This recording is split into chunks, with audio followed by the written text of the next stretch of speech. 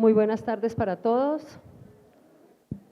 Sean todos ustedes bienvenidos a la Pontificia Universidad Javeriana, la academia que reúne a los grandes sectores del país, científicos, estudiantes, profesionales del sector salud, del sector farmacéutico, de la industria de alimentos, de todo el país, colegas de otras universidades, rectores, exrectores. Bienvenidos a esta conferencia del doctor José Miguel Mulet, quien hoy ocupa un espacio importante en la universidad, reuniendo, como les digo, diferentes voces, diferentes posiciones ante un tema tan controvertido pero tan importante como una alternativa de desarrollo para Latinoamérica. ¿Son los transgénicos organismos a los cuales ya no les debemos tener miedo? Vamos a escuchar su conferencia, vamos a ver los avances, los cambios y sobre todo los niveles de posible aceptación y un mejor conocimiento para la toma de decisiones en un país como el nuestro que necesita avanzar en la ciencia y ofrecer unas mejores condiciones en agricultura y alimentación. Voy a darle la palabra a María Andrea, quien es la directora ejecutiva de Agrobio, para que nos presente este logro de haber podido traer al doctor Mulet a la Universidad Javeriana y darles la oportunidad a ustedes de sentirse en su casa como siempre y aprendiendo más de los avances en la biotecnología de los transgénicos. Gracias. Ingrid, muchas gracias. Primero que todo, muchas gracias a ustedes por acompañarnos. Me presento, soy María Andrea Uzcategui, la directora ejecutiva de Agrobio. Agrobio es el gremio que agrupa las compañías, centros de investigación que hoy desarrollan biotecnología en cultivos. Para mí es un placer estar acá, soy javeriana y de verdad que es mi casa. Muchísimas gracias por recibirnos y por abrirle las puertas a este tema que puede ser polémico, pero que tiene todo el respaldo científico para ser hoy transmitido, escuchado. José Miguel, muchísimas gracias por estar acá, de verdad. Es un placer tenerte en Colombia, la segunda vez que él está acá con nosotros, creo que ha estado otras veces en otros congresos y conferencias. Pero aprovéchenlo, esperamos que sea una buena charla. Él está haciendo el lanzamiento de su libro Transgénicos sin Miedo y la idea es que podamos tener una conversación respetuosa, con respaldo científico sobre lo que es el tema. Bienvenidos a todos entonces. Bueno, le damos la bienvenida a J.M. Mulet, lo voy a presentar antes. J.M. Mulet es uno de los divulgadores científicos más importantes en nuestro idioma, calificado como el científico más escéptico, riguroso, divertido y polémico de España. Ha participado en importantes debates televisivos donde desmonta con argumentos y evidencia científica algunas creencias de los consumidores sobre los alimentos. J.M. Mulet es PhD en Bioquímica y Biología Molecular, profesor e investigador de la Universidad Politécnica de Valencia. Ha publicado los libros Comer sin Miedo, Medicina sin Engaños, La Ciencia en la Sombra y su más reciente publicación que hoy está presentando en Colombia, Transgénicos sin Miedo. También es autor de la sección Ciencia sin Ficción del periódico español El País de España. Le damos la bienvenida, un aplauso para J.M. Mulet. Bienvenido. Gracias, Ingrid. La presentación.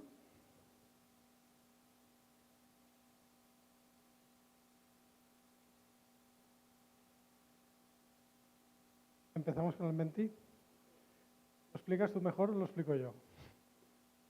Bueno, gracias a todos por haber venido. He de decir que la gente de Agrobio Andina me ha liado y, entre otras cosas, para que esta presentación sea en cierta manera interactiva y entonces van a utilizar un sistema que se llama Menti, ¿no?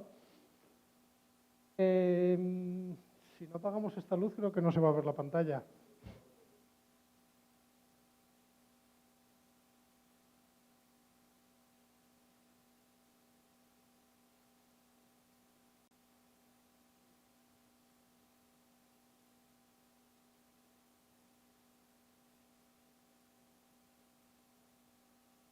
Bueno, en momentos puntuales de la presentación tengo curiosidad por saber qué pensáis de algunos de los temas que vamos a hablar.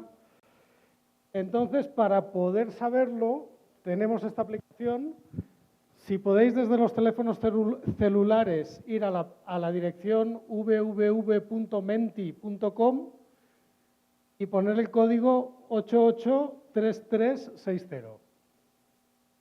Y en determinados momentos saldrá una pregunta, simplemente contestáis. Y luego evaluamos qué tal están las preguntas. Cualquier queja, aquí. No ha sido esto idea mía, ¿eh? Yo hago el disclaimer ya de entrada.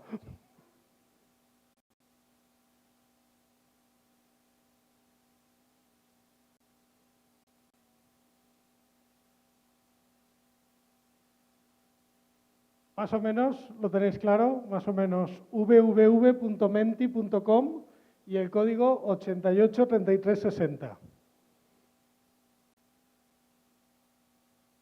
Bueno, gracias por vuestra paciencia. Perdonad este pequeño detalle técnico.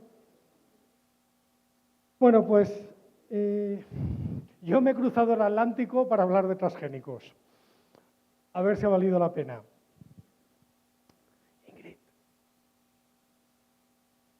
Entonces, ahora uno de los principales debates que se da en todo el tema alimentario es que parece que hay una especie de añoranza del pasado, un querer volver a los orígenes. Ahora parece que la comida, si es natural, es mejor. Entonces aquí tendríamos la primera reflexión. ¿Realmente algo de lo que comemos es natural? Las luces se han vuelto a encender.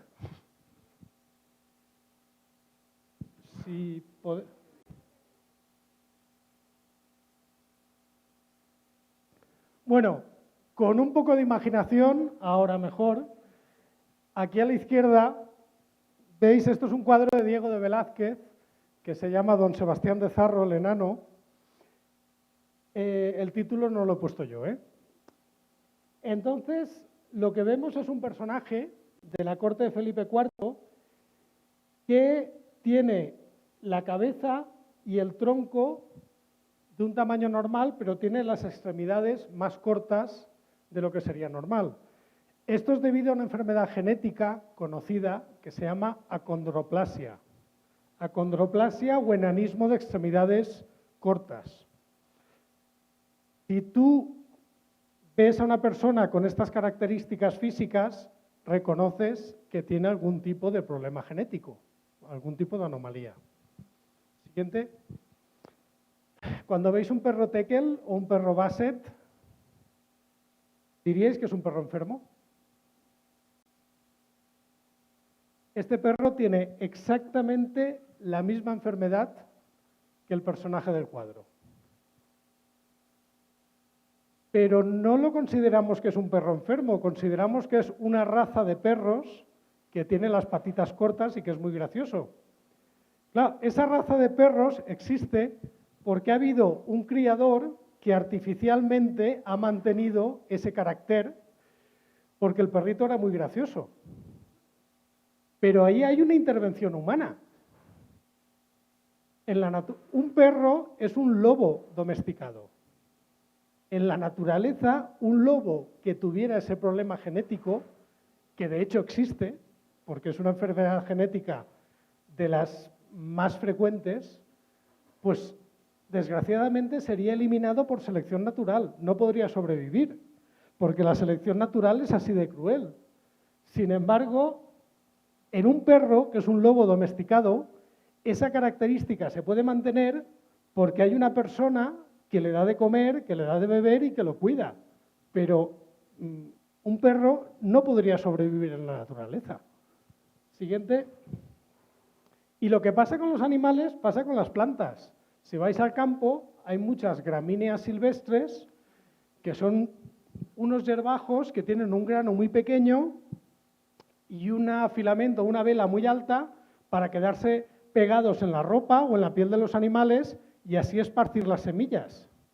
Los cereales, que muchos son gramíneas domesticadas, lo que se selecciona es para que tengan el grano grande y se quede pegado a la espiga, que no se esparza. Por lo tanto, la vela prácticamente ha desaparecido. ¿Para qué? Para que puedas cosechar el grano. Si os fijáis, es el mismo diseño, solo que en unos tienes el filamento largo y el grano pequeño, y en los cereales actuales tienes el grano grande y el filamento corto. Siguiente. Y bueno, el maíz, tan importante para el desarrollo de las culturas precolombinas. El maíz es una especie artificial que hicieron los antiguos mayas durante un periodo de 200 años, seleccionando mutaciones a partir de la planta que veis a la derecha, que es el teosintel, o teosint. Es que mi dominio de maya es bastante rudimentario. Teosint creo que se pronunciaba. Entre la planta de la derecha y la de la izquierda hay 4 mutaciones que fueron seleccionadas durante un periodo de tiempo concreto y esos son los antepasados del maíz actual. Siguiente. El trigo. Alguno de aquí ha comido pan alguna vez, ¿no? Harina, pasta. Suena, digamos que es un producto conocido, popular. El trigo es una auténtica aberración genética. Es un Frankenstein. No hay más. El trigo viene de una hibridación entre el Triticum urartu y una especie que no sabemos cuál es, que posiblemente haya desaparecido. Eso da lugar al trigo de Emmer, que es un antepasado del trigo duro, el trigo que se utiliza para hacer pasta alimenticia, que es un tetraploide. Nosotros somos diploides, tenemos 2 copias del genoma. El trigo tiene 2 copias de 2 genomas diferentes. Algo que en la naturaleza es un fenómeno muy extraño. Pero luego eso se vuelve a hibridar con Aegilops tauchi para dar lugar al Triticum mastivum, que es el trigo blando, que es el que se utiliza para hacer harina de pan, que es un hexaploide. Tiene 6 copias, tiene 3 copias de 3 genomas diferentes. El pan es una aberración genética y lo comemos todos los días. Siguiente. ¿Cómo se genera toda esta agrodiversidad? ¿Cómo hacemos para conseguir todas estas variedades nuevas? A ver, la forma tradicional era cuando tú veías una mutación que resultaba interesante, que percibías que podía ser una mejora, lo que hacías era seleccionarla y utilizarla para hacer cruces la siguiente generación. Luego utilizamos una técnica más rápida que se llama mutagénesis inducida, que explicaré ahora, y ya por último ha llegado la ingeniería genética en los años 80 del siglo XX. Siguiente. La mutagénesis inducida es una técnica en los años 20 del siglo XX, valga la redundancia, un químico que se llamaba Louis Stadler descubrió que si tratabas semillas de alguna planta con rayos X, el número de mutaciones aumentaba. Luego sembrabas esas semillas y salían cosas muy raras. Parecía que algo había pasado en su información genética. Y como era una persona muy práctica, pensó, hombre, las mutaciones, que en aquel momento no estaba muy claro qué estaba pasando, solamente se veía que la descendencia estaba muy cambiada y que no seguía ningún tipo de patrón, alguna de estas mutaciones puede ser interesante. Alguna de estas mutaciones puede ser que produzca una mejora y esa la podríamos seleccionar para las siguientes generaciones. Pues ya está. Vamos a coger las semillas, vamos a artificialmente inducir mutaciones y vamos a ver qué pasa. Esto que os puede sonar tan raro, que os puede sonar tan artificial, es la técnica que se viene utilizando desde hace casi 100 años para producir nuevas variedades. Y esta es una técnica que, por ejemplo, aquí tenéis un experimento para obtener nuevas variedades de arroz. Siguiente. Por ejemplo, aquí tenéis el parental a la izquierda, que es el control, y a partir de ahí, tratando por mutación, se obtienen todas estas descendientes diferentes. Si alguno de estos tiene unas características agronómicas interesantes, pues lo acabaréis viendo en una estantería de un supermercado. prácticamente todo lo que comemos ha pasado por algún proceso de este tipo. O sea que pensar que la comida es natural es un poco raro. Y bueno, si alguien quiere comida natural, si alguien quiere comer lo que nos da la madre naturaleza, pues aquí tenemos varios ejemplos. Lo de arriba es un tomate natural. Es Solanum pimpinellifolium o Solanum penelli. Bueno, una de las especies silvestres de tomate que todavía se encuentran por la zona andina. Son esas bayas minúsculas y pequeñas del color rojo vivo que no os recomiendo que os comáis. A ver, las podéis comer, pero solo una vez, porque son bastante tóxicas. Sin embargo, por procesos de mutación, de hibridación y tal, se ha llegado a los tomates actuales, que no tienen nada que ver con los tomates naturales. Siguiente. Esto que veis en el centro era una sandía en el siglo XVII. La sandía era básicamente un montón de pepitas, un montón de parte blanca y en medio había una parte roja. A partir de ahí hemos llegado a las preciosas y grandes sandías actuales que no tienen pepitas, que todo es carne y que sientan también en verano. Bueno, los que tienen verano. Luego, a la derecha, lo que tenéis arriba es una banana silvestre, incomible. Todos son pepitas. Es el antepasado de la banana actual. Siguiente. Y bueno, el maíz, este hierbajo asqueroso, es una espiga de teosinte. Si alguien pretende alimentarse a partir de teosinte, mucho tenía que cosechar para hacer una arepa. Ya os lo digo, muchísimo. Las empanadas le iban a salir que se iba a dejar la riñonada cosechando teosinte. Nada que ver con los híbridos actuales. Y bueno, yo es que soy muy de zanahorias, de carlotas. Lo que tenéis aquí a la izquierda es una zanahoria silvestre. Parece un hierbajo, tiene pinta de hierbajo y sabe a hierbajo. Es esta raíz blanca.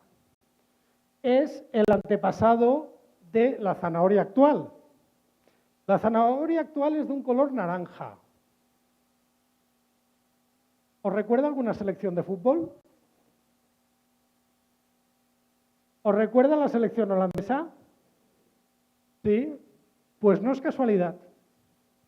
Comparten el mismo color, por un motivo muy concreto. La selección holandesa de fútbol es de color naranja porque la familia real holandesa es la familia Orange.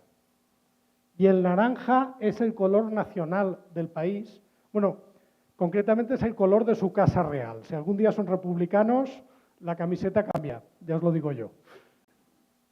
En los siglos XVIII, los cultivadores holandeses, que en Holanda para esto de cultivar y cambiar tienen mucha mano, solo hay que ver los tulipanes, decidieron homenajear a la familia real y obtuvieron una variedad de zanahoria que tenía exactamente el mismo color que la casa real. Y esa variedad es la que se ha popularizado y es la más típica en todo el mundo. ¿Las zanahorias son naranjas? Sí o no. ¿Sí puedes pasar? Esto también son zanahorias. Son amarillas por dentro, moradas por fuera. Siguiente. También tenéis de color púrpura, muy bonito. Siguiente. Y de color rojo, fuerte. De hecho, siguiente. Hay una página de venta por internet china que se llama AliExpress, viene a ser el Amazon chino, que si tú buscas semilla zanahoria, te dicen ¿de qué color la quiere?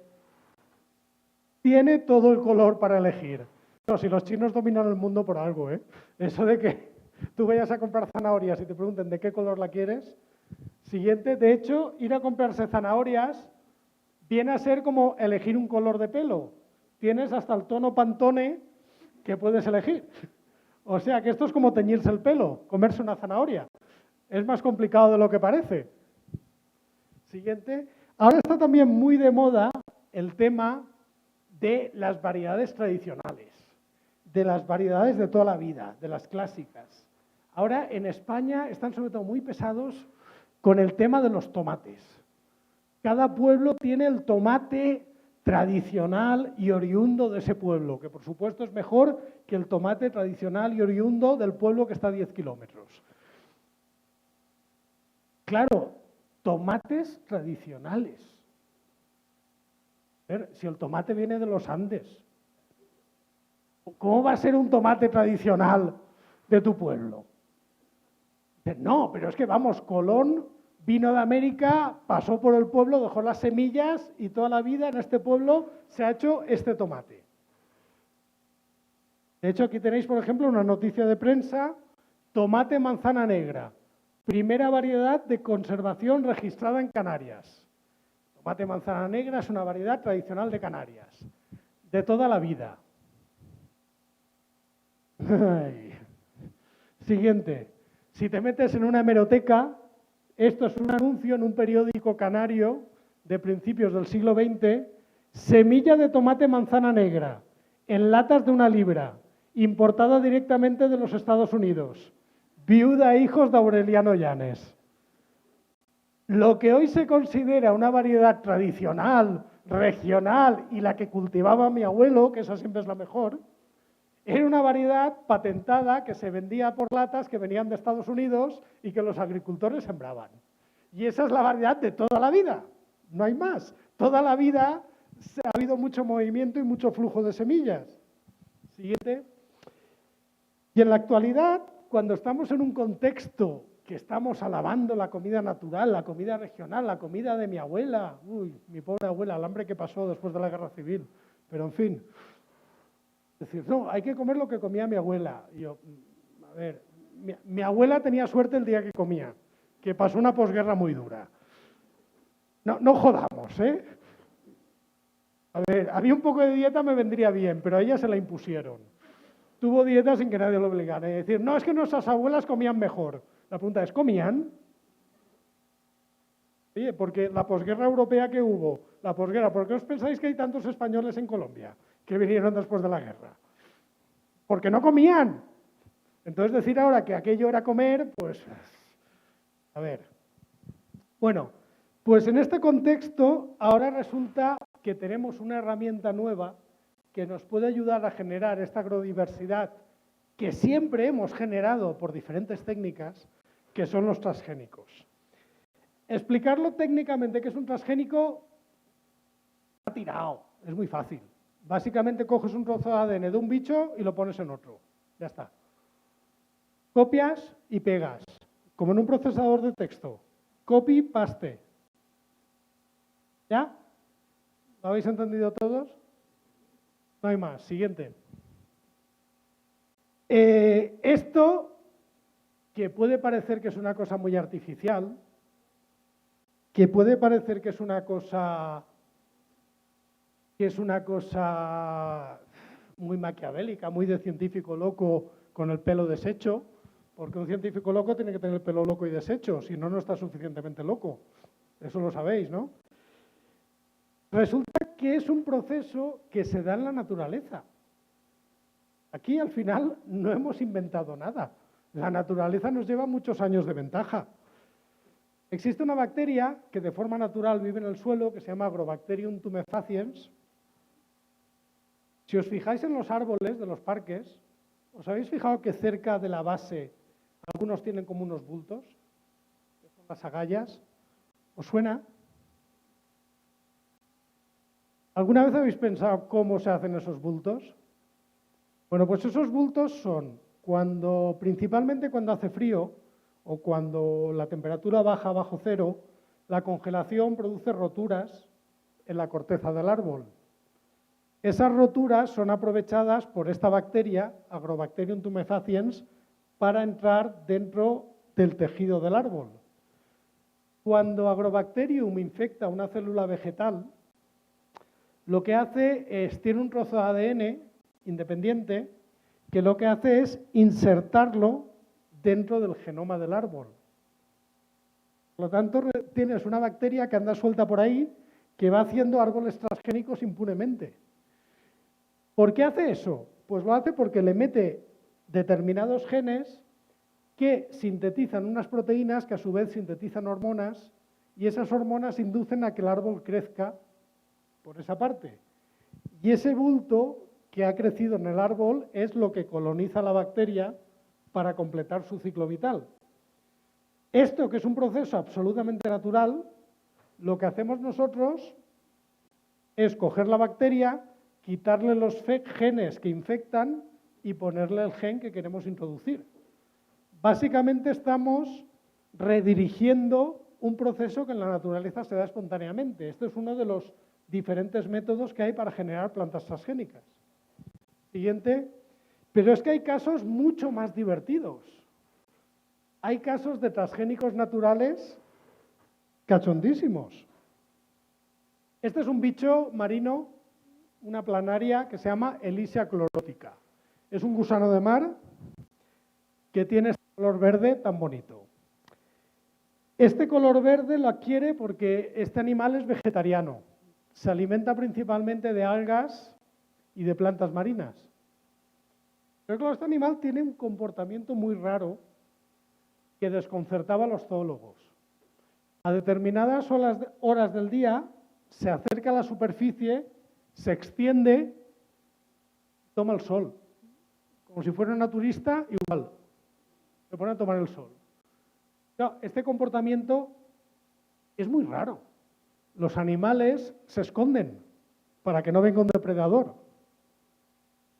Un gusano que toma el sol.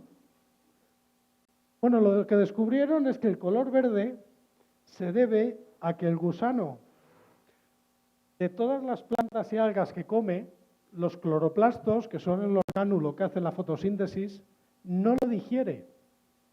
Se incorpora a su sistema circulatorio. Esos cloroplastos siguen funcionando, siguen produciendo azúcar a partir de la energía solar y el gusano se alimenta de este azúcar que obtiene de fotosíntesis. Entonces aquí tenéis un ingenioso mecanismo por el que un animal es capaz de hacer la fotosíntesis. Claro, aquí surge otra pregunta. A ver, si a una persona le trasplantan un corazón o un hígado de otra persona y estamos hablando de la misma especie y tenemos un problema que es el rechazo, sabéis que hay problema de rechazo de órganos. ¿Cómo puede ser que un orgánulo de una planta siga funcionando dentro de un animal? Aquí debe de haber algo como un sistema inmune que lo reconozca como un cuerpo extraño. Bueno, pues cuando se pudo secuenciar el genoma de este bicho, lo que se vio es que en su genoma había incorporado genes de las algas de las que se alimenta para reconocer ese cloroplasto como un orgánulo propio.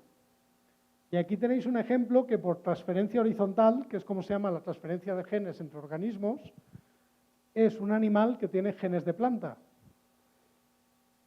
Hay casos más frecuentes. El camote, aquí le llamáis camote al boniato o a la patata dulce, ¿no? Papa dulce, vale. Patata. ¿Camote qué es entonces? ¿En Chile? En Perú. Vale, gracias. Bueno, gracias por el momento cultural. Bueno, la papa dulce. Todos me entendéis, ¿sabéis lo que es la papa dulce? La papa dulce se secuenció el genoma, creo que fue hace un año o hace 2 años. En el genoma de la papa dulce, que es un alimento bastante frecuente, el 13% de sus genes son de origen bacteriano.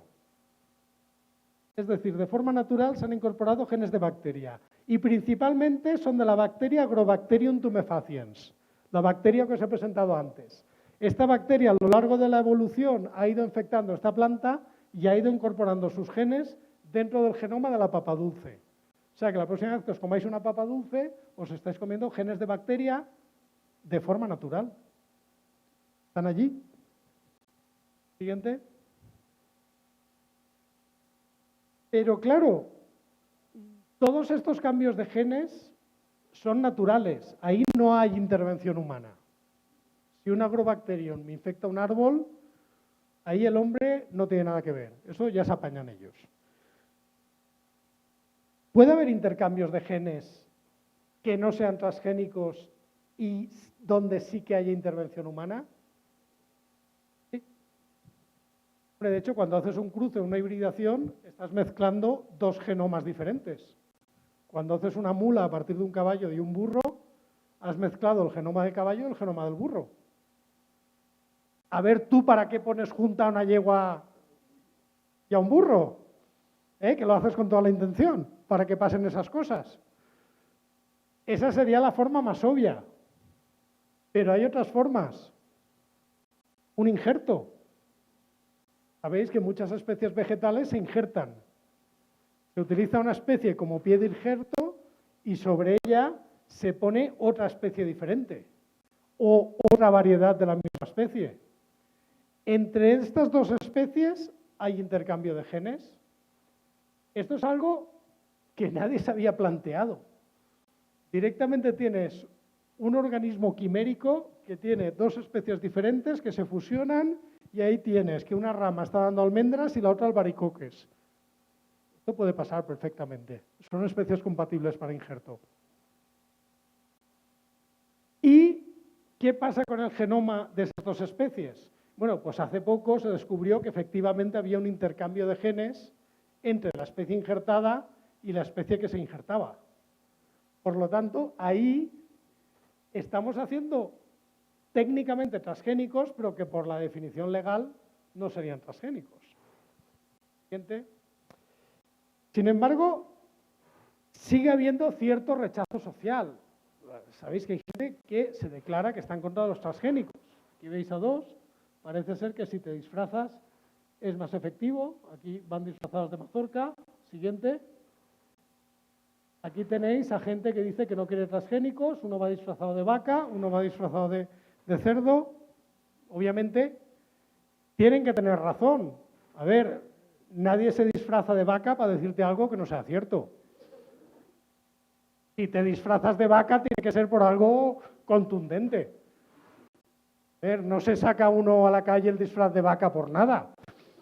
Tiene que haber un motivo serio, decirte que no quieres transgénicos.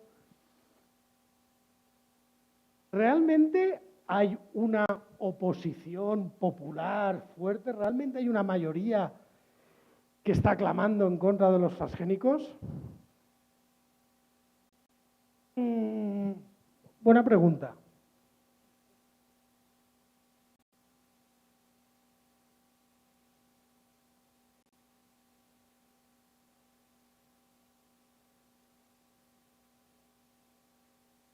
Os hago una pregunta para la aplicación esta que hemos abierto antes. ¿Hay alguien que declare aquí solemnemente que él no utiliza transgénicos y que no piensa utilizarlos?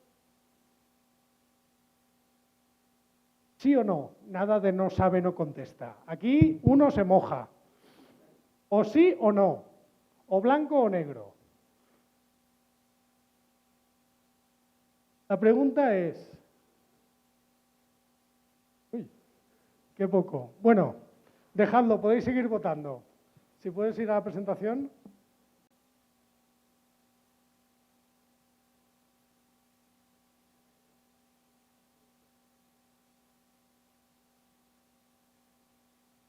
Bueno, ha habido un porcentaje muy pequeño que ha dicho que no utiliza transgénicos. La mayoría habéis contestado que sí. Veo que ya venís con la lección estudiada de casa.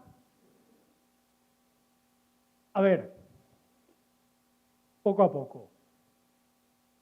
Realmente todo el debate sobre los transgénicos se ha centrado en las aplicaciones agrícolas. Se ha centrado en los cultivos agrarios transgénicos. Y se ha olvidado que esta tecnología tiene muchísimas aplicaciones. Aplicaciones que todos en el día a día estamos utilizando. Por ejemplo,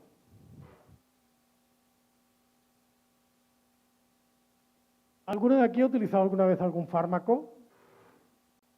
Fármacos como la insulina, el interferón, la hormona de crecimiento, todos los que son de tipo hormonal, se sintetizan a partir de organismos transgénicos. Jabón. ¿Sabéis lo que es el jabón, no? ¿Habéis visto alguna película de cárceles alguna vez? Esto que pasa tanto. ¿Habéis visto alguna vez un detergente que pone enzimático? ¿Os habéis preguntado, ¿y esta enzima de dónde sale? ¿Esta enzima de dónde ha venido? Bueno, pues los jabones que tienen enzimas, el problema es que tú cuando lavas la ropa muchas veces, sobre todo ropa muy sucia, la lavas a temperaturas altas. Hay diferentes enzimas que son capaces de degradar las manchas de grasa, que son lipasas, las manchas de proteínas, que son proteasas, etc. Las manchas de azúcar no, porque los azúcares son solubles, normalmente no manchan. Claro, las bacterias normales suelen vivir entre 30 y 37 grados. Si tú cogieras enzimas de una bacteria y las pusieras en un detergente y lavas a 60 grados o a 80 grados, las enzimas se degradan, no sirven de nada, como si no las pusieras. Sin embargo, hay bacterias que son capaces de vivir, que son los extremófilos, que se llaman, bueno, bacterias o arqueobacterias, que viven, por ejemplo, en las fuentes termales que hay en Yellowstone, o que viven en las dorsales oceánicas, a temperaturas de casi 100 grados.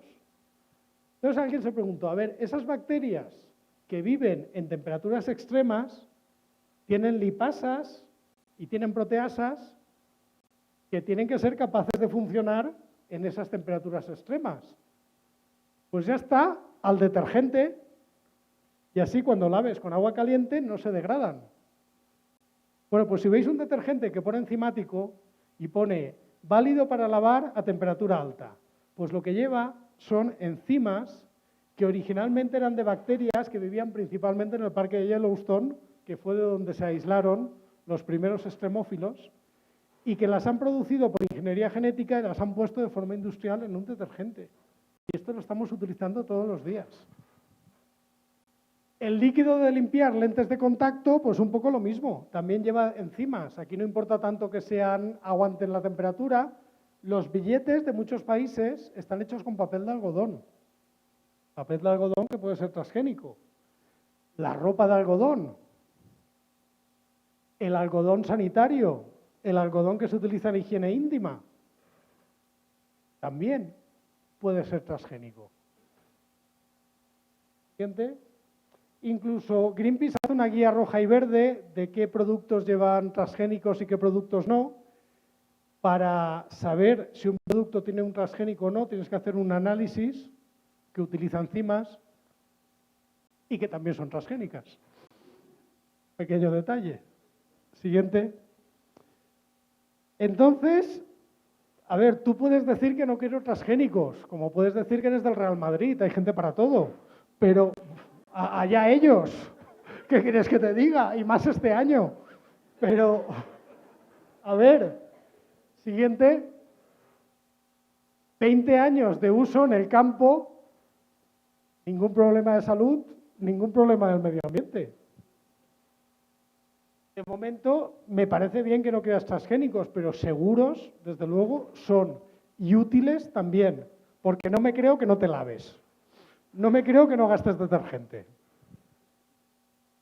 Y de hecho, el debate es un debate social, es un debate urbano, es un debate de ciudad. En el campo no hay debate. A ver, Colombia está sembrando 86.000 hectáreas de maíz transgénico. 8.000 y pico de algodón, 14 de flores azules transgénicas. Y los agricultores nadie los obliga a que lo hagan. En el mundo las cifras durante estos 20 años han ido subiendo. Si la tecnología no funcionara, si no fuera útil, si no aportaba nada, directamente no se sembraría ni punto. Ya está.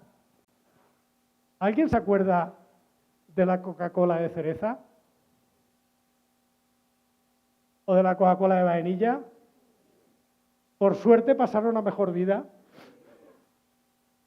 Había una multinacional detrás que quería que nos la bebiéramos, pero ¿qué pasaba? Que estaba muy mala. No había más.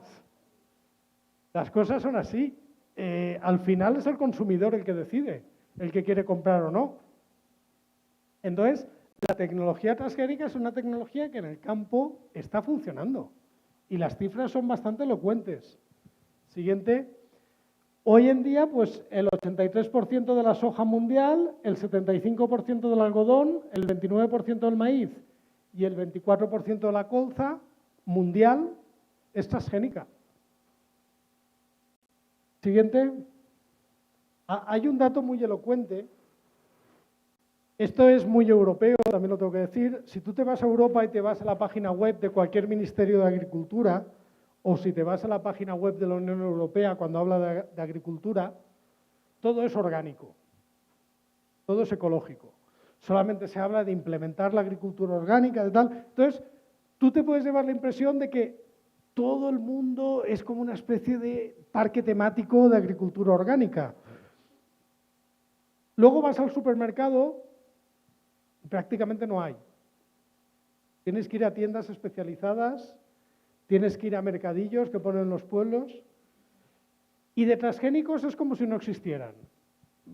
Y buscas la información de transgénicos, la tienes que poner directamente en el buscador. Si vas al portal del ministerio no vas a encontrar nada. Tienes que poner ministerio tal, transgénicos, y ahí te salen las estadísticas, las cifras y tal, pero hay que ver cómo lo esconden. Entonces dices, bueno, es que aquí debe de ser todo ecológico y transgénico no. En Europa, recordad, solo sembramos una variedad de maíz transgénico, porque luego vino cierre y ahí nos quedamos. Bueno, pues solamente se puede comparar para el maíz, porque no hay otro, pero esto es la superficie de maíz orgánico que hay en España comparada con la superficie de maíz transgénico que hay en España. Y no hay más. ¿Por qué están optando los agricultores? Yo creo que del orgánico es más lo que se habla que lo que se come. Pero bueno, siguiente. Y luego, cuando algunos dicen, no, es que nadie quiere transgénicos, todo el mundo está en contra. ¿Y en qué te basas para afirmar eso? ¿A quién has oído que lo dijera?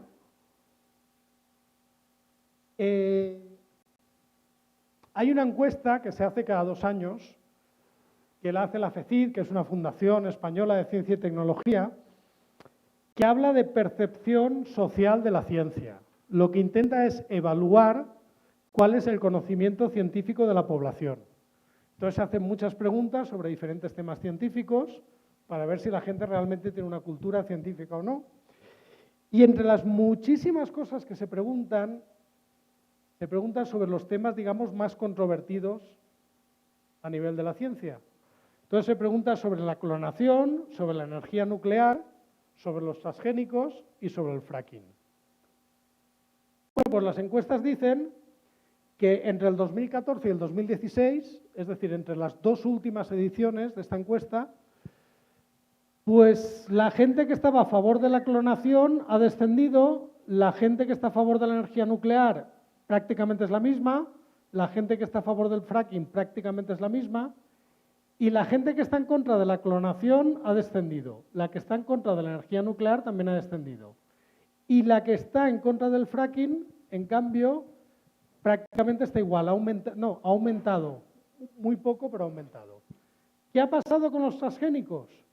Que la gente que está a favor ha pasado del 17,3 al 22 y que la gente que está en contra ha disminuido del 41 al 33.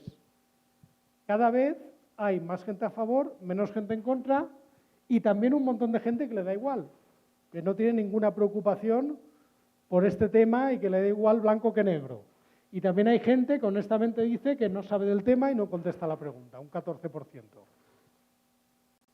Todo el mundo está en contra de los transgénicos, pues hombre, siendo muy generosos, 33,4 y bajando. Eso no es todo el mundo, es un porcentaje de la población. Y no olvidemos que también hay un 22,5 que está a favor del uso de los transgénicos. Entonces, no hablemos en nombre de todos y digamos que sí, es cierto, hay un porcentaje que se manifiesta públicamente en contra, Yo no me creo que no se laven, pero bueno. O yo no me creo que no laven la ropa y que no utilicen detergentes ni camisetas, pero bueno, ellos dicen que están en contra. Siguiente. Centrándonos en este porcentaje de gente que se manifiesta en contra de los transgénicos. ¿Hay realmente algún motivo? ¿Podemos estar preocupados? ¿Nos están diciendo algo de lo que no le estamos prestando atención? ¿Sabéis? Bueno, esto soy yo, este es mi primer viaje a Bogotá, que coincidió con el gran paro que hubo en el 2013. Yo me bajé a hacerme fotos porque parecía una cosa así como muy típica y muy turística y acabé en la manifestación de los transgénicos haciéndome fotos con los activistas. Ahí estaba No Queremos Santos, menos Monsanto. Aquí estaba yo confraternizando con la población. Y sí, esto fue en agosto del 2013. Creo que fue la marcha aquella grande que hubo contra Santos. Bueno, siguiente. Esta imagen nos resulta familiar. Esta imagen es del año 2012.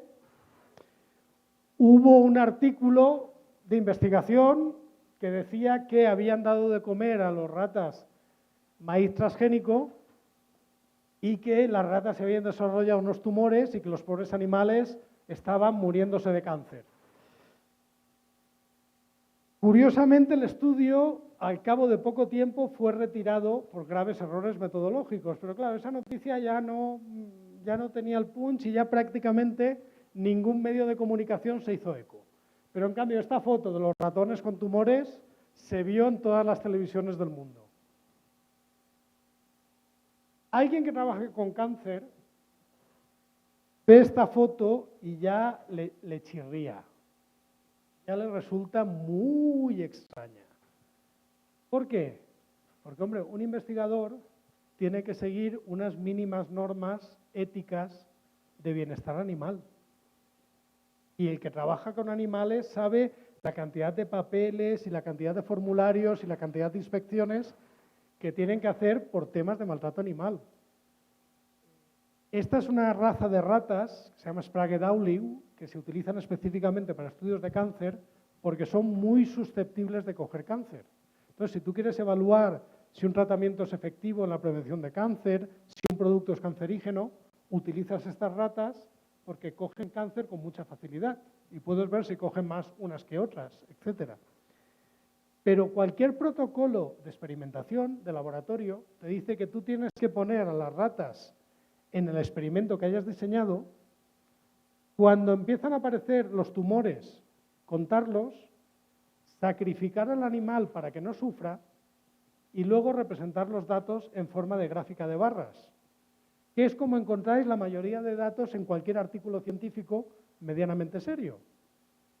Esto de entrada ya te decía, ¿este qué quiere hacer aquí? ¿Una película tipo Saw o tipo Viernes y 13? ¿Qué quiere hacer? ¿Una película gore para que nos asustemos todos? Porque este tipo de imágenes no las encuentras en un artículo de cáncer. Qué raro, ¿no? Pero claro, bueno, luego este señor, su campo de investigación es demostrar que los transgénicos son malos.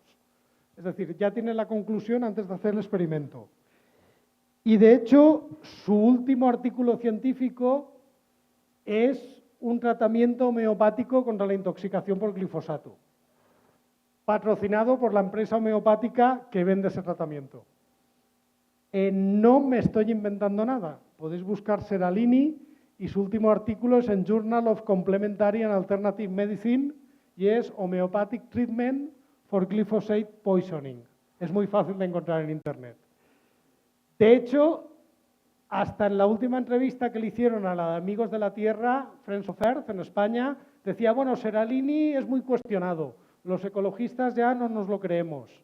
Y digo, a buenas horas, a la vejez viruelas, porque antes era el científico de referencia. Bueno, realmente lo que pasa es que, claro, si tú transmites esta imagen, claro, los transgénicos son muy malos, mira a la pobre ratita. Siguiente. Lo que realmente está pasando, a ver, cada día se publican muchísimos artículos científicos que hablan de transgénicos. Se publican en revistas muy especializadas del campo o revistas más generales, se publican Nature and Science y Cell, son las generales, a veces publican, pero luego hay revistas como Plant Journal, Plant Biotechnology, incluso hay una que se llama Transgenic Research. Tenemos un volumen de información científica sobre usos, aplicaciones, seguridad de esta tecnología que es brutal. Pero claro, esta información nunca llega a los medios de comunicación. La información que llega es la foto de las ratas con los tumores, que realmente es la anomalía de la tendencia. Y claro, por eso se transmite una sensación de inseguridad que no es real. ¿Gente? ¿Realmente estamos comiendo transgénicos? Bueno, en Europa tenemos una ley de etiquetado, con lo cual todos los transgénicos, si tú consumes algo que lleva soja o maíz genéticamente modificado, lo debe indicar en la etiqueta. De hecho, principalmente casi toda la soja y maíz transgénico en Europa, porque esta es otra paradoja, en Europa solo se siembra una, pero se importan más de 90 variedades de transgénicos.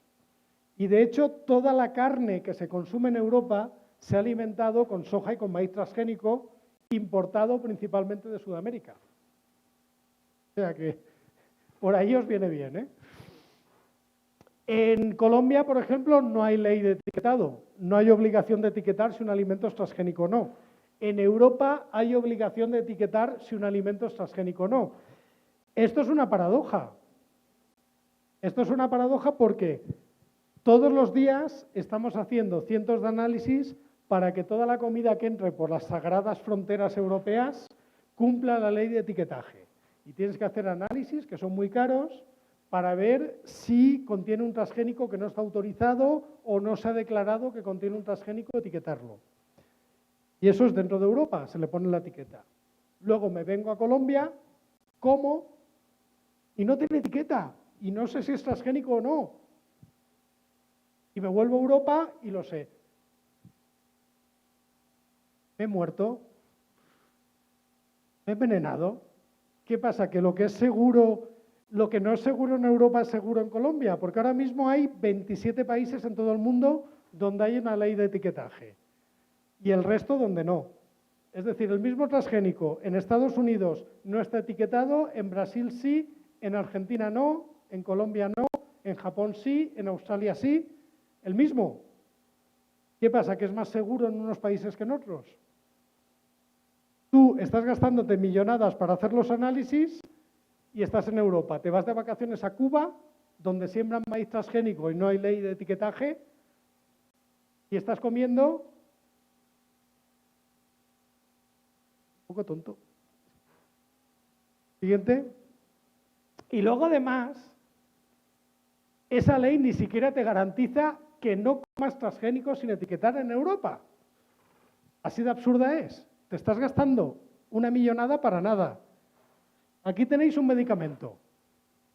Cuando abrís un medicamento, tiene un papel muy grande, pone la composición, te pone el principio activo, que es un nombre muy químico, muy raro y muy largo, y al final pone no sé cuántos miligramos. Y luego pone excipiente. ¿Van a haberlo leído en algún medicamento? Y, por ejemplo, el excipiente pone almidón de maíz. TSP, cantidad suficiente para almidón de maíz. ¿Ese almidón de maíz puede ser transgénico? Pues hombre, si el laboratorio es americano, lo más seguro es que sí. Si el laboratorio está en Sudamérica, lo más seguro es que también. Y ese almidón de maíz transgénico tendría que etiquetarse. ¿Qué opináis? ¿La ley obliga a que se etiquete? No. No. ¿Por qué? Porque es un medicamento, no es un alimento. Y la ley que obliga al etiquetaje de los transgénicos es una ley alimentaria. Un medicamento no se etiqueta si es transgénico o no es transgénico. Si se etiquetaran, es fácil, cualquiera. Ya está, sencillo, ya os he puesto yo la etiqueta. sin análisis ni nada. Esa es la paradoja. Dice, ¿para qué te gastas para etiquetar los alimentos y luego te tomas una pastilla? A ver, una persona que diga no quiera comer transgénicos y que vaya mirando todas las etiquetas, luego va a la farmacia y todo el esfuerzo ha sido en balde. No hay más. Siguiente. Y luego hay otra cosa muy divertida, y es que cuando dicen que no quieren plantas transgénicas y tal, se olvidan que las plantas transgénicas no solo dan de comer, también curan. También se están utilizando para sintetizar fármacos, para sintetizar moléculas. En el caso más reciente, hará unos 2 o 3 años, pasó un caso, aquí creo que no debió de llegar, pero os cuento. Hubo un brote de ébola en África. Habían 2 misioneros españoles que se infectaron. Obviamente en África no tenían medios para tratarlos, en Europa tampoco, porque el ébola tal, pero fletaron 2 aviones sanitarios y repatriaron a los 2 misioneros que estaban en las últimas y acondicionaron un piso en un hospital en Madrid para tratarlos. Los 2 misioneros fallecieron, pero una enfermera que los estaba tratando se contagió. Lo cual fue un problema muy grande. Primero, porque no tenemos protocolos para ébola ni para enfermedades tropicales. No había un tratamiento efectivo, porque nadie investiga en enfermedades tropicales, eso también os lo digo. Bueno, pues lo que hicieron fue probar tratamientos experimentales, y un tratamiento experimental fue a partir de un fármaco obtenido con plantas transgénicas de tabaco. Fármaco que debido a la premura ni se había probado, ni se había ensayado, ni sabíamos nada de seguridad, ni se había autorizado, pero como había una enfermera muriéndose, directamente no pasó nada, se cogieron las plantas transgénicas, se probaron, el tratamiento no funcionó, por cierto. Pero nadie se quejó. Y ahí se probó un transgénico experimental y no fueron los ecologistas. No queremos transgénicos. Calla, idiota. No queremos. No ves que está. No, pero cuando es una cuestión de estas, nadie se queja. Curiosamente, la enfermera sobrevivió debido a otro tratamiento experimental que no fuese, porque probaron varios, porque realmente no tenían ni idea. Por suerte, el ébola no es mortal en todos los casos, y al haber tenido un tratamiento tal, al final Teresa Romero se llamaba, sobrevivió. Aquí tenéis un ejemplo, aquí tenéis varias plantas transgénicas de maíz y de tabaco que se están utilizando para sintetizar fármacos contra el SIDA. Siguiente, si les pones luz fluorescente, se ve que donde hay brillo es donde se está sintetizando el fármaco. Siguiente. La cuestión es, ¿por qué cuando decimos que no queremos transgénicos siempre estamos con el maíz y la soya y nos olvidamos, nadie dice nada de los transgénicos para fármacos, de los transgénicos industriales? Nos estamos olvidando de gran parte de la tecnología. Solamente nos centramos en un rinconcito. ¿Y por qué te vas a Estados Unidos y tampoco hay una gran campaña en contra de los transgénicos? Tú te vas al Corn Belt, cuando llega la temporada de la siembra, enchufas la tele y te ponen anuncios de semillas transgénicas y no pasa nada. Pues claro, es cuando los agricultores están comprando las semillas y están ahí todos a ver quién vende más. De hecho, si te vas a la página de Greenpeace en Colombia o en España, te pone ¿qué hacemos? Y pone ahí transgénicos, tal. Si te vas a la página de Greenpeace en Estados Unidos, What We Do, no aparecen transgénicos. Tienes que irte ya al tercer submenú. Es una cosa que la dicen así con la voz un poquito flojita, tal. Curiosamente, Estados Unidos es el principal productor y el principal exportador de transgénicos, el principal consumidor. De hecho, Estados Unidos es casa Monsanto. Bueno, el miedo a los transgénicos es debido a una serie de circunstancias muy puntuales que se dieron en Europa a principios de los 90.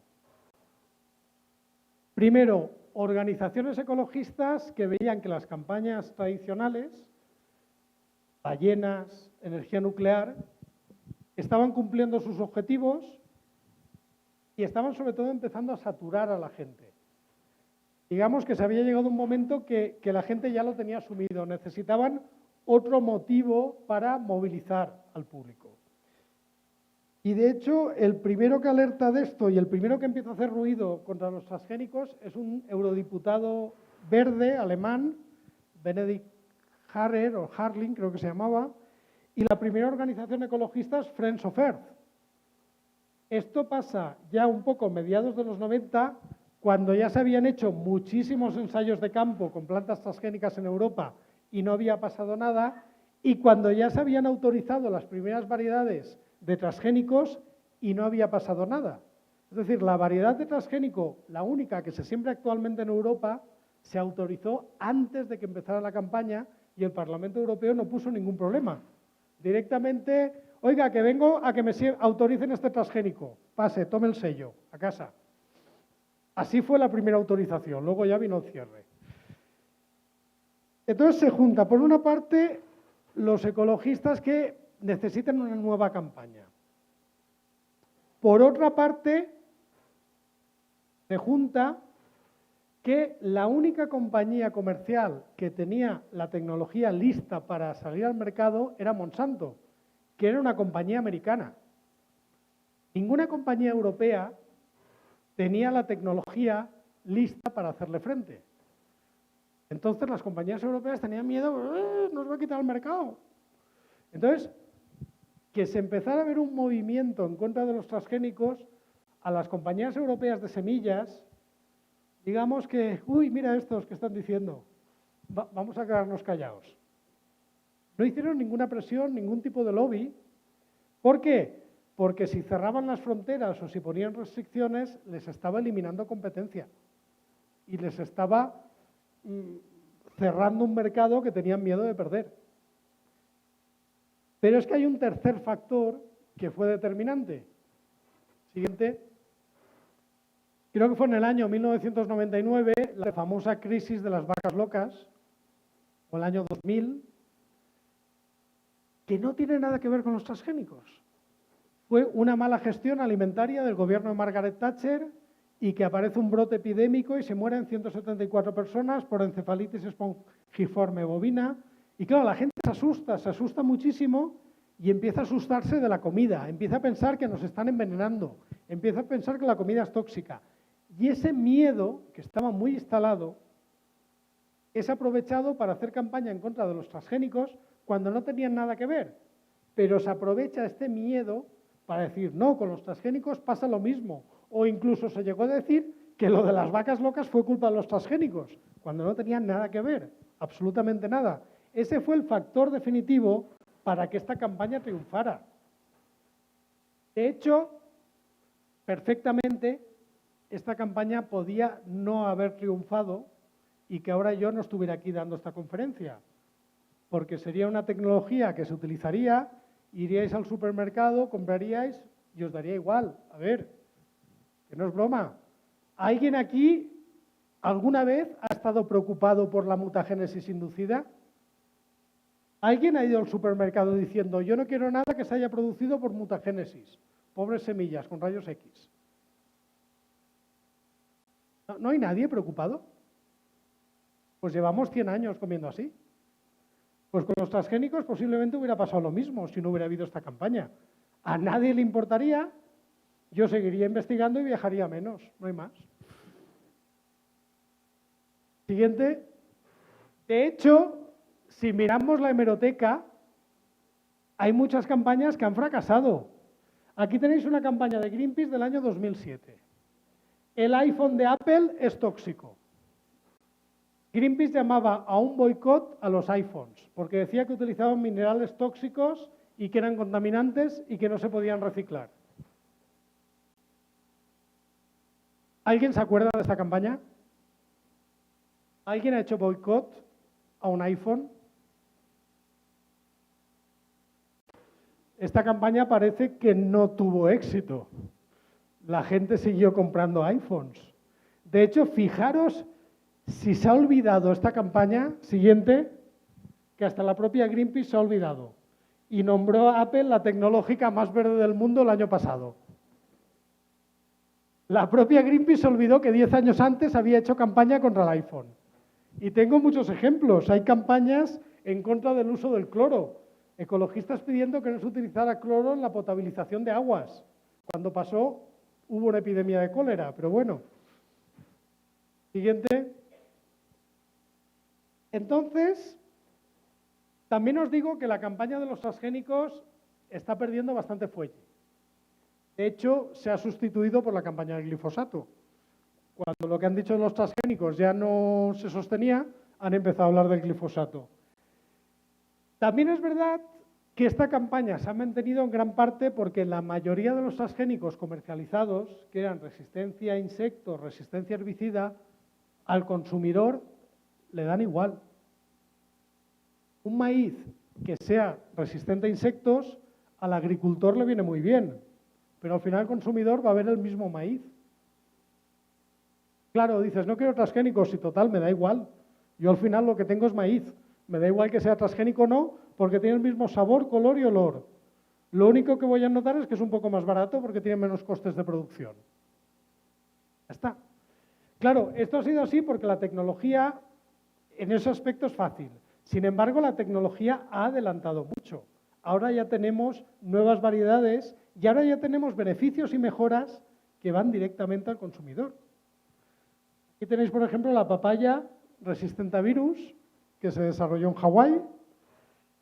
Tenéis la Arctic Apple, que es una manzana que se comercializa desde este año en Estados Unidos, que tiene la ventaja de que cuando la partes no se pardea, no se hace marrón. Por lo tanto, su vida útil es bastante más larga. Siguiente. Se están desarrollando tomates ricos en antocianos. Estos de aquí son los tomates de color púrpura. Estos tomates tienen en ratones, los resultados han dicho que tienen un efecto preventivo contra el cáncer, porque son muy ricos en antioxidantes, además que resisten mejor hongos, etc. A la derecha tenéis el plátano dorado, rico en vitamina A. Bueno, aquí en Cali, Pol Chavarriaga y su equipo desarrollaron la yuca dorada, rica en vitamina A, made in Colombia. Siguiente. En España hemos desarrollado el trigo apto para celíacos. Un trigo que se le ha eliminado el gluten que produce la intolerancia celíaca y que en principio un celíaco puede comer sin problemas. Siguiente. Este es el tomate arlequín rojo que se ha desarrollado en el instituto donde trabajo. Arlequín rojo es el cuadro de Picasso de la derecha. Si veis el sombrero, el tomate recuerda al sombrero ese porque desarrolla las hojitas estas, los sépalos, como parte carnosa. A ver, el tomate tiene el mismo sabor, color y olor que el tomate del cual proviene, pero es que es muy bonito. Mola mogollón. Es que es muy chulo, tiene la corona, un tomate coronado. ¿A quién no le va a gustar este tomate? Siguiente. Luego la empresa americana Del Monte tiene la piña de color rosa que ya está lista para comercializarse. Lo que han hecho con esta piña es, ¿os acordáis del tomate púrpura de hace 2 diapositivas? Pues producir el mismo producto, lo que pasa es que con las condiciones de acidez de la piña más el color amarillo, lo que da es un color rosa, en vez de dar un color púrpura. Teóricamente, esta piña, al tener más antioxidantes, se supone que es más sana. Cuando he dado una charla como esta en un instituto o en un colegio, todos los niños, los chavales me preguntan, ¿pero la llevas? ¿La has traído? Y yo, no, esto se comercializa en Estados Unidos. No, es que queremos probarla. ¿Por qué es más sana? No, porque es rosa. No porque es más sana, sino porque es rosa. Tú le pones una foto de estas a un niño de 12, 13 años y dice, yo la quiero. Me da igual que sea más sana, es que es rosa. A ver, una piña rosa, lo que voy a flipar yo con mis amigos, con la piña rosa. Entonces, yo creo que cuando todos estos avances sean populares, pues la gente se va a dejar de tonterías. El que quiera lo comprará y el que no, no. Y ya está. Siguiente. Luego, supongo que sois familiares con la polémica del arroz dorado. El arroz dorado es el arroz que es rico en vitamina A. Que esto es un consorcio público, que el proyecto empezó hace muchísimo tiempo, que ha sido muy lento porque la tecnología es complicada. ¿Por qué se ha hecho? Porque hay un 25% de la población mundial que básicamente come arroz y tienen déficit de vitamina A. Entonces, cuando no tienes vitamina A en la infancia, se produce la xeroftalmia o ceguera seca y es una causa de ceguera en muchísimos países. Siguiente. El arroz se ha enriquecido en vitamina A y podía prevenir la aparición de esta ceguera. Curiosamente, sabéis que Greenpeace ha hecho mucha campaña en contra, incluso llegaron a boicotear y atacar campos experimentales. El año pasado hubo una carta de 110 premios Nobel acusando a Greenpeace de crímenes contra la humanidad porque no tiene sentido que un arroz que puede ser un beneficio estén atacándolo. Y bueno, siguiente. No hace falta que os diga lo que pienso porque ya lo han dicho otros por mí. Que no tiene sentido que una organización esté en contra de un desarrollo como este, que encima se ha hecho en una base filantrópica, libre de patente. ¿Entiende? Pero bueno, el arroz dorado, eso ya está viejo. Ahora lo que se llega es el arroz morado. Atención, esta temporada se lleva el morado. Tenemos arroz rico en antocianos y que tiene este arroz morado. Este arroz ya está en el campo, ya existe en China. Siguiente. Bueno, yo toda la moda antitransgénicos, lo mejor es tomársela un poco a risa. Porque es que si no te ríes lloras. Pero vamos, hoy en el mercado puedes encontrar productos tan surrealistas como este. Aquí tenéis un papel de fumar libre de transgénicos. Claro, si los transgénicos producen cáncer, el papel de fumar sin transgénicos debe de ser súper sano. Súper sano. Luego igual la marihuana es transgénica, pero bueno, el papel de fumar no tiene transgénicos. Seguro que voy a estar más sano. Siguiente. Y aquí tenéis sal del Himalaya GMO free. Sal libre de transgénicos. A ver, ¿estamos todos de acuerdo que la sal es una piedra? Las piedras tienen ADN, se reproducen, crecen, hacen la fotosíntesis. Si no tiene ADN, ¿cómo va a ser transgénica? Es que, siguiente. Bueno, y tenéis 100% natural sparkling water, agua natural con gas, sin azúcar, sin cafeína, sin nada artificial, sin transgénicos y made in USA. Toma ya. O sea, agua libre de transgénicos. Fin. Y ya para acabar, hay que decir que los transgénicos ya no son sensu stricto la última tecnología, son la penúltima. Ahora tenemos el CRISPR. ¿Os acordáis la analogía que he hecho antes de que un transgénico era como coger un trozo de texto de un archivo y pasarlo a otro con un copy-paste o con un copia-pega? ¿Os acordáis de eso? Vale, para entender qué es el CRISPR, imaginad que estáis en el mismo texto, que es el genoma de la especie. Cogéis el cursor, lo lleváis a lo que queréis cambiar, borráis y escribís la secuencia correcta. ¿Vale? ¿Lo entendéis? Como cuando corriges una palabra que has escrito mal en un texto, tac, tac, tac, borras y la vuelves a escribir. Eso sería el CRISPR. Por lo tanto, este organismo no es un organismo modificado, es un organismo editado. El matiz es importante, porque la definición de transgénico implica tener ADN foráneo. Aquí no hay ADN foráneo. No es un transgénico. Siguiente. Y esta tecnología ya está en uso, ya está en el mercado. En Estados Unidos tenemos champiñones, siguiente, editados por CRISPR, que cuando los cortas no se vuelven marrones. Por lo tanto, tienen una vida comercial mucho más larga.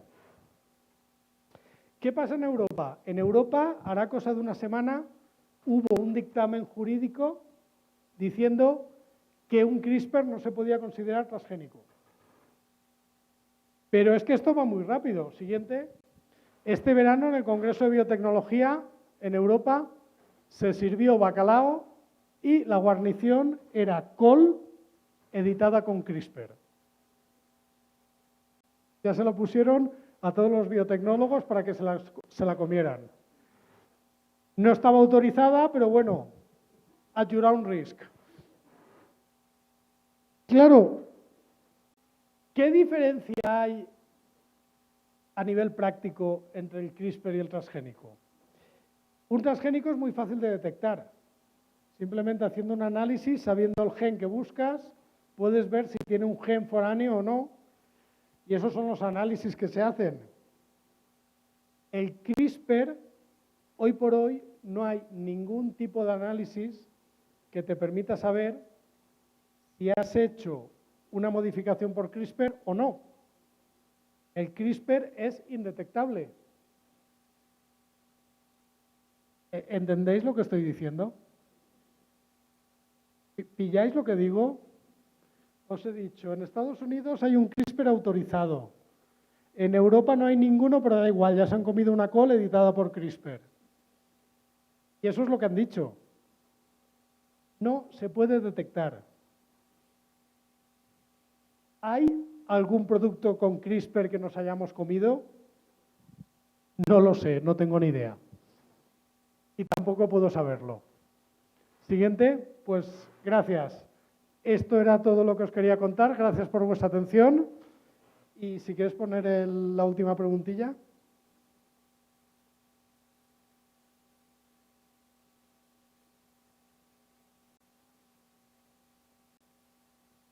Venga, de emoticonos.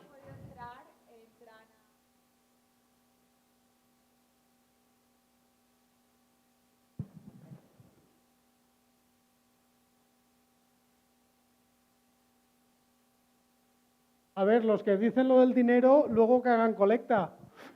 Realmente significa esto, los que voten el dinero, luego les piden el número de PayPal y así, entre todos.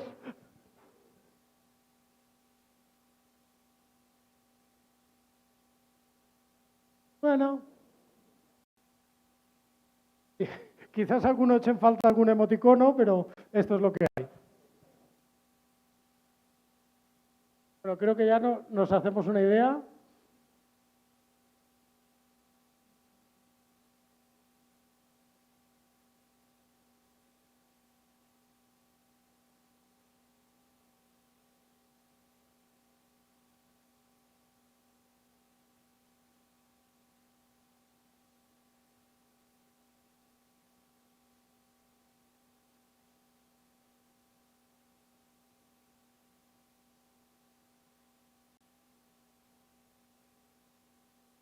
Quiero agradecer a todos a los que esta charla no les haya aportado nada, que se hayan quedado hasta el final.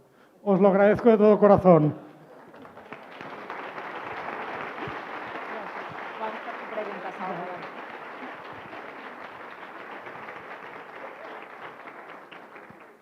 Bueno, vamos a dar un espacio para las preguntas, por ahí vamos a escoger algunas pocas para darle tiempo al doctor de responder. Ya te pasan por ahí el papelito.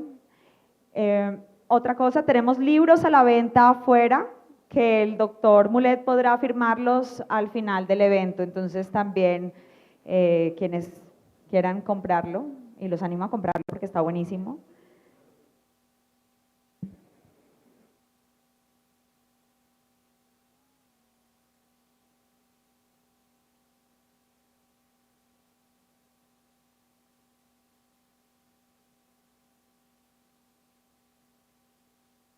El valor del libro solamente vale 60.000 pesos y se lo pueden llevar firmado hoy.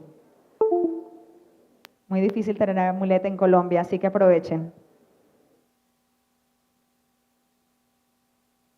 Vamos a escoger algunas preguntas aquí. Bueno, la primera pregunta que me aparece. Doctor Mulet, ¿Greenpeace es una organización ecologista o pseudoecologista?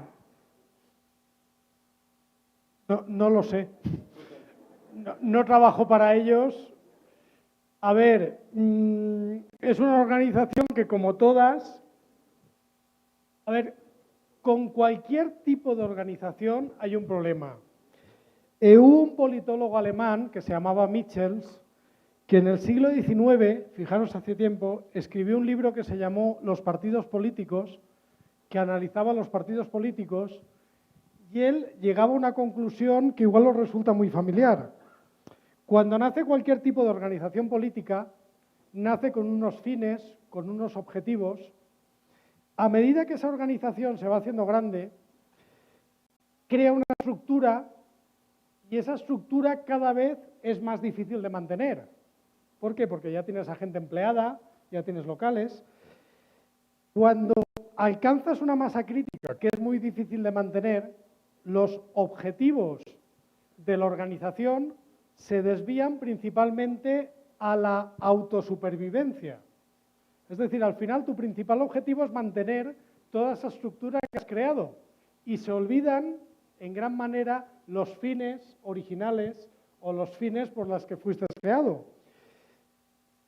Greenpeace, a ver, que hay una organización que defienda el medio ambiente me parece muy bien. ¿Quién puede estar en contra del medio ambiente? Ahora, que haya una organización que decida lo que es bueno y lo que es malo y que, por ejemplo, participe en ataques a campos experimentales, me parece fatal. A partir de ahí, si le quieres llamar ecologismo, pseudoecologismo o, no sé, ajedrez a distancia, le puedes poner el nombre que quieras. A mí, cuando algo de Greenpeace no me parece correcto o cuando los argumentos que dicen son mentira, pues creo que estoy en mi derecho de denunciarlo. Y si hacen alguna cosa bien, ya les aplaudiré. Alguna habrán hecho. Tengo varias. Voy a tratar de leer las que entienda mejor la letra. Les agradezco escribir un poco más claro. Sí, vamos a leerlas en grupo. Bueno, hay otra. ¿Qué opina de que los OGM sean comercializados solo por las multinacionales? Que no es cierto.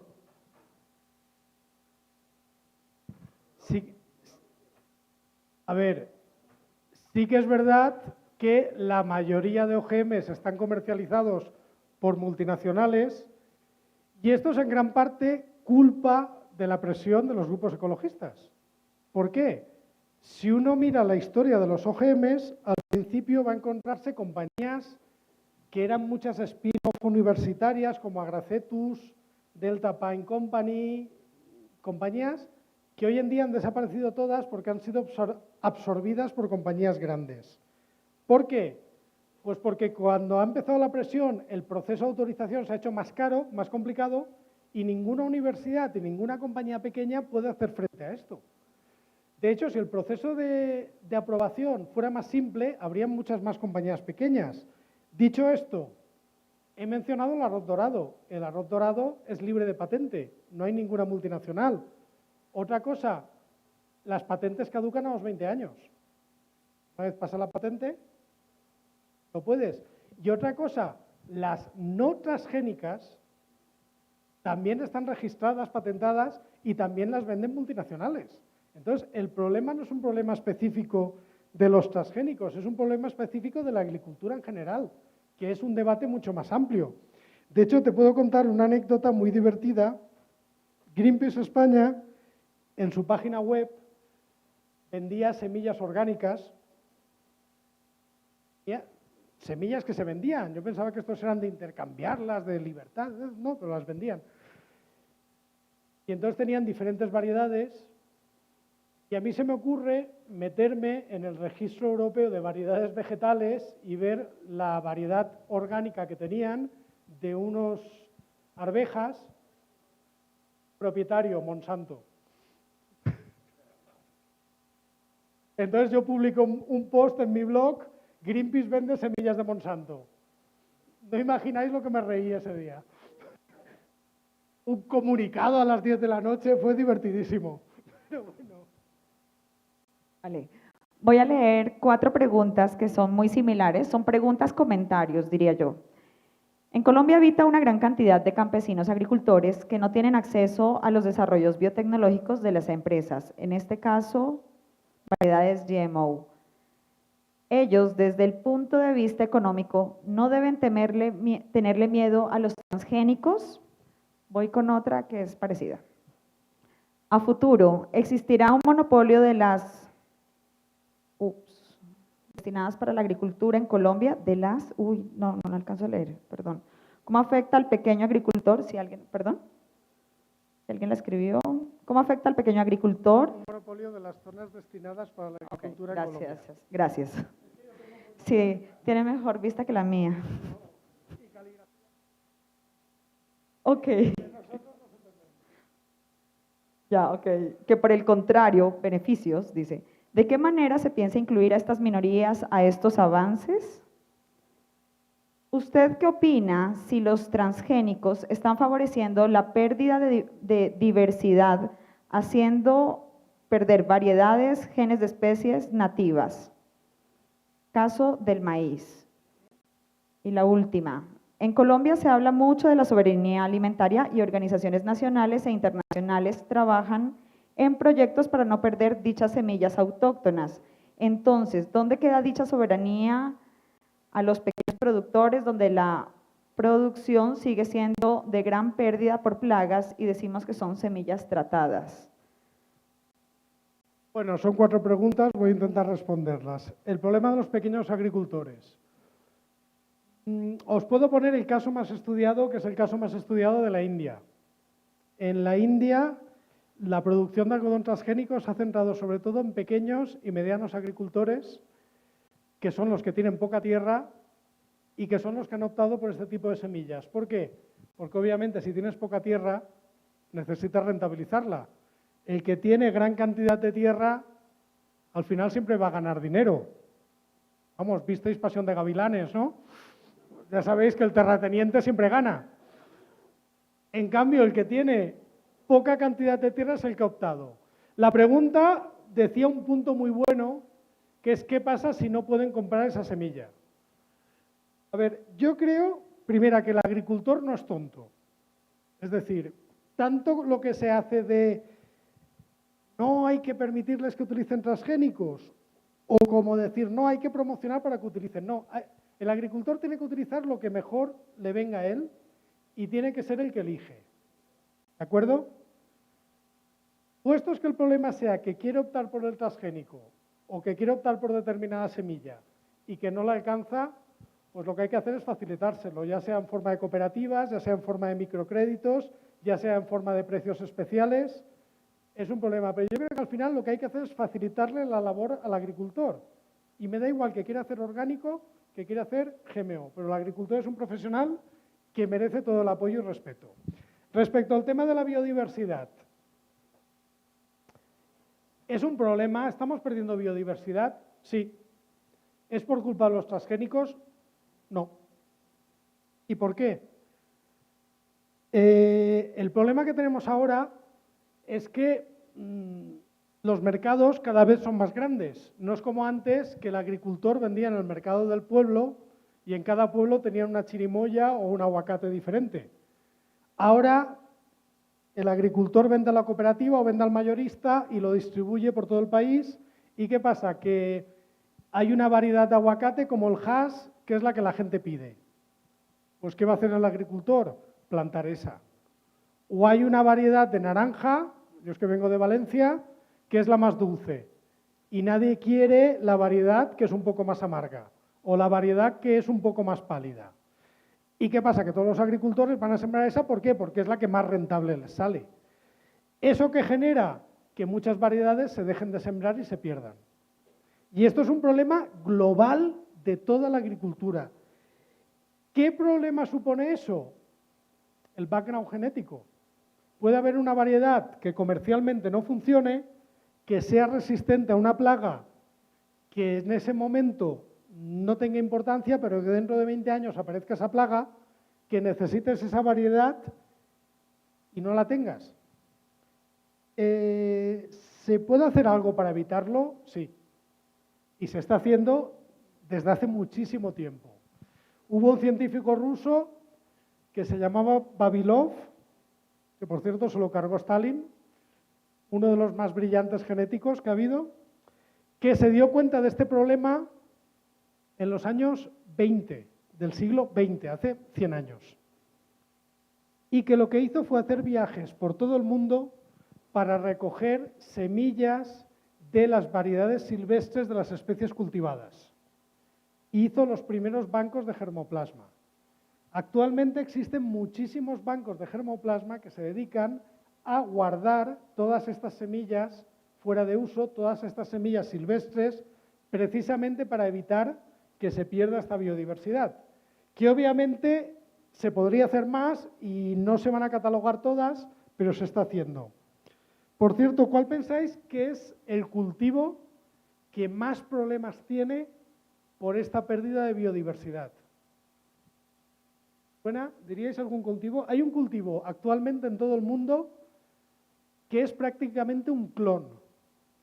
Que se cultive donde se cultive, genéticamente es el mismo. Y esto es un problema, porque como venga un hongo, el banano, que no es transgénico, es genéticamente uniforme en todo el mundo. Y eso es un problema grandísimo.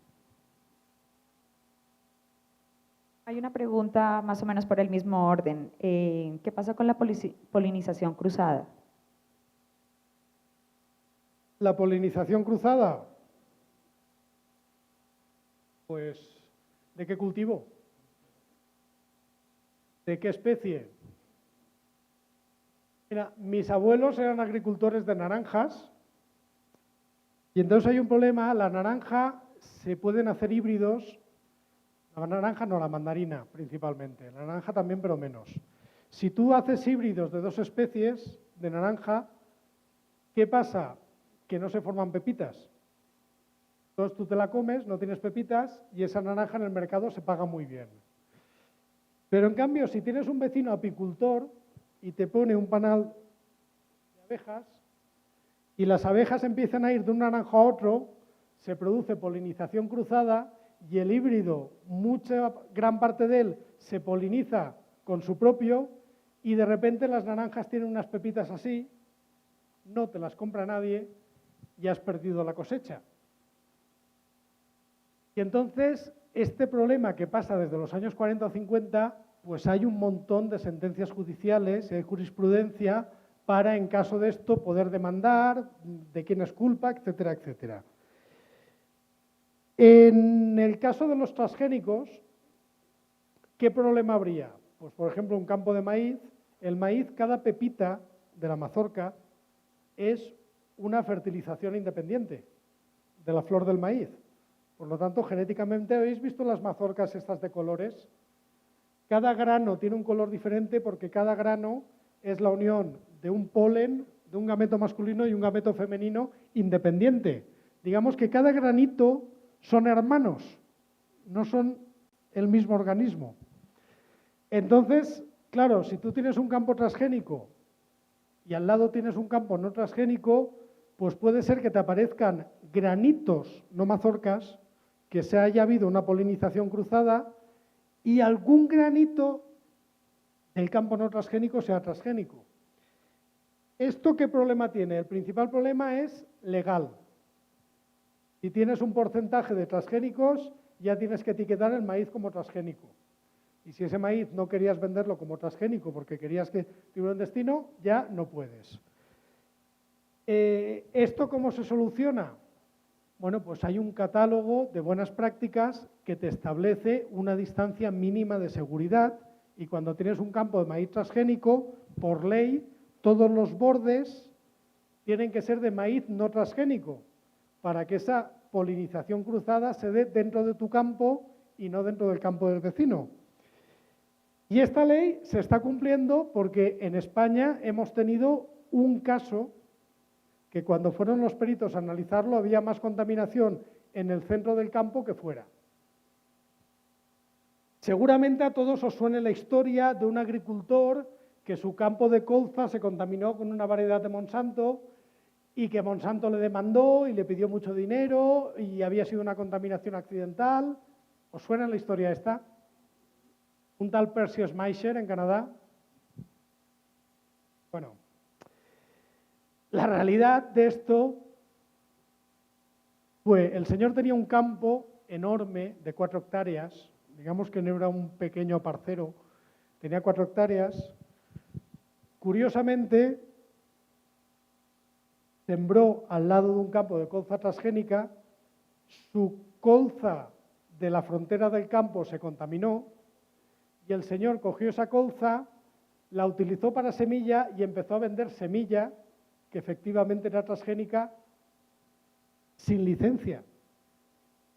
Realmente no fue un caso de contaminación o de polinización cruzada, fue un caso de derechos de obtentor y fue un caso de propiedad intelectual. Fue un caso como cuando pirateas música y Sony va por ti. Fue exactamente eso lo que pasó. Caso que acabó ganando el propio agricultor porque en Canadá no había legislación sobre este tipo de temas y ante ausencia de legislación no se le consideró culpable. Eso fue realmente lo que pasó. Entonces, contestando a la pregunta, polinización cruzada sí, pero ya nos preocupamos de evitarlo para evitar multas.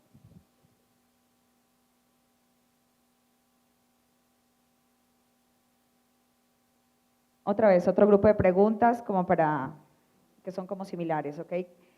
¿Qué hay acerca de los efectos secundarios de consumir alimentos transgénicos? Bueno, esta persona puso 5 preguntas en una, podría ser periodista. ¿Cómo saber si un transgénico es tóxico? ¿Qué piensa usted sobre Monsanto? Según su postura, ¿cuál cree que es la razón por la cual las personas tienen tanta desconfianza frente al tema? ¿Por qué surgen quejas hoy en día y no hace unos años atrás? ¿Cuál es la razón por la cual unos alimentos obtienen una estética algo amorfa o extramutada? Espera, que me voy a olvidar, ¿no? Es que no tengo tanta memoria. A ver. Los otros van por el mismo. Poco a poco. ¿Qué hay acerca de los efectos secundarios de consumir alimentos transgénicos? A mí me da por contar chistes. A ver, ¿qué efectos secundarios? A ver, tened una cosa en cuenta. Un transgénico es un organismo que tiene un trozo de ADN, que ese trozo de ADN sirve para sintetizar una proteína. ¿Hasta aquí estamos de acuerdo? Cuando tú te comes eso va a tu estómago, en tu estómago se degrada la proteína en aminoácidos y el ADN en nucleótidos. ¿Seguís estando de acuerdo? 2, 3 minutos después ya no sabes si lo que te has comido es transgénico o no, porque eso que pasa con el transgén pasa con los 40.000 genes que tiene el maíz y obviamente no va a distinguir cuál es transgénico y cuál no. De hecho, a veces los ecologistas han pedido que se etiquete si la carne se ha alimentado de maíz o soya transgénica. No se puede hacer eso, porque no hay ninguna forma de saber si te has alimentado de un transgénico o no. Hay una cosa muy divertida, piensa, un maíz transgénico resistente a insectos es un maíz que lleva un gen de una bacteria que vive en el suelo que se llama Bacillus thuringiensis, que de forma natural está en el suelo. Cuando te comes una lechuga o un tomate, pues probablemente haya contaminación y te estés comiendo ese mismo gen. Pero ahora yo os digo, ¿tú te comerías un pollo con un gen de tomate? Y alguien diría, no, eso no es natural. Y en cambio luego te comes pollo con tomate. Y en la misma cucharada, en el mismo bocado, cruzas todos los genes del pollo y todos los genes del tomate. Eso. Más preguntas. ¿Cómo saber si un transgénico es tóxico? A ver, primera, el gen que le metes, el que no le metes, y porque antes de salir al campo tiene que superar numerosas pruebas de toxicidad, de cancerigenicidad, de alergenicidad. Te aseguro que hay un protocolo muy estricto para saberlo. ¿Qué piensa usted sobre Monsanto? Pues que le queda poca vida porque la está comprando Bayer. Según su postura, ¿cuál cree que es la razón por la cual las personas tienen desconfianza frente al tema? Ya lo he contado, ha sido básicamente un problema de comunicación. Ha sido básicamente que los científicos no hemos sabido contar lo que pasaba y ese espacio comunicativo lo ha ocupado otra gente. ¿Por qué surgen quejas hoy en día y no hace unos años atrás? No estoy de acuerdo. Las quejas años atrás eran mucho más fuertes que hoy en día. De hecho, estadísticas en mano y hemeroteca en mano, os puedo decir que cada vez hay menos quejas sobre este tema. ¿Cuál es la razón por la cual unos alimentos obtienen una estética algo amorfa o extramutada? No, a ver, Si vas al supermercado, todas las manzanas, todas las naranjas son iguales. Eso es porque ahí no son transgénicos. Es que las que eran feas las han tirado, básicamente. Y son feas porque a una le da más al sol, a una le da más el viento. Ahí no hay ningún misterio. Simplemente es la posición donde estaba en el árbol, entre otros muchos factores. Vamos a ir con una pregunta más. A los que se inscribieron, estaban concursando por la rifa de un libro autografiado. Entonces, bueno, apenas terminemos con las preguntas, vamos con los nombres de las personas que ganaron. Los carotenos y los licopenos dan el color respectivamente a la zanahoria y al tomate.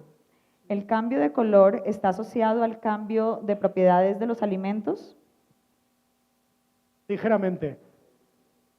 Los carotenos son los que dan el color naranja a la zanahoria, los licopenos el color rojo al tomate, los antocianos dan el color rojo fuerte, que también están presentes, y también están las xantófilas, hay un montón de colorantes. El problema es que la concentración de estos colorantes en normal no es muy alta, pero sí que es verdad que estos colorantes son antioxidantes y pueden hacer un producto más saludable, con muchas comillas, porque el tema de los antioxidantes también hay muchos pros y contras. Pero en principio, un cambio en la concentración de licopenos y carotenos sí que puede cambiar las propiedades nutricionales de un producto, pero no os pensáis que es un cambio de todo o nada. Pero sí, en parte sí. Pues nada, vamos ahora a entregar los libros. Espero que estén aquí. Un aplauso, por favor.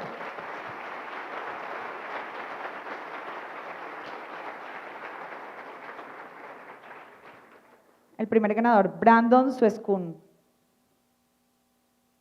¿Ya se fue? Sí ha venido. Hicimos el sorteo entre los que aparecían en la lista que asistieron, pero se fue, se lo perdió. Kevin Guerrero. No, intransferible. Hay que estar hasta el final. No, Kevin Guerrero tampoco. Ana María Jaramillo Vargas. Esto parece como, estamos llamando lista.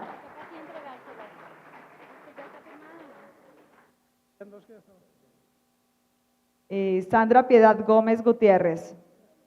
¿No? ¿Tampoco? Bueno, le damos una oportunidad más a alguien más. Dame una persona más.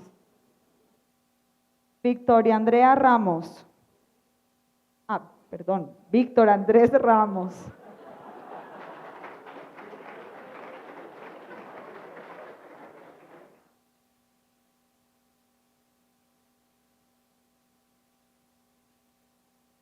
Y bueno, y la última, Mayra Alejandra Prieto. ¿Sí? Bien. Bueno, y a los que no ganaron los invitamos a la compra del libro, 60,000 pesos, Editorial Planeta tiene un punto aquí afuera donde lo pueden comprar y hacerlo firmar con el doctor Mulet. Muchas gracias a todos por venir.